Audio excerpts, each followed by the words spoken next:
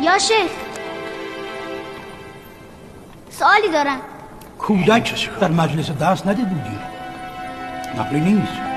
سائل را باید جواب داد. خدا میتواند هر کاری که میخواهد بکند؟ هر چه خواهد. حتی خلاف اون چه هست؟ روز و شب کنه؟ قطعا. این چیز که میپرسی؟ حرف کودکانه.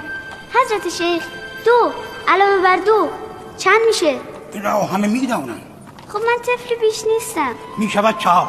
اگه خدا بخواد میتونه 5 بشه؟ آری.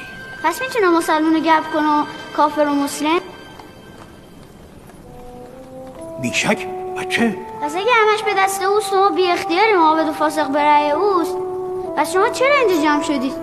همه اینها که از جهد و عبادت میگید یک سر بیهوده میشه. پس بهتر نیست جماعت به خونه هاشون برن و کار به خدا بسپارن؟ اینها رو کدوم آدم نابخرد فاسد اخلاقی به تو یاد داده ها؟ ما که زی اختیار نیستیم، لابد خدا. این طفل نامسئول را به بند کنید. شیطان در او حلول کرده است.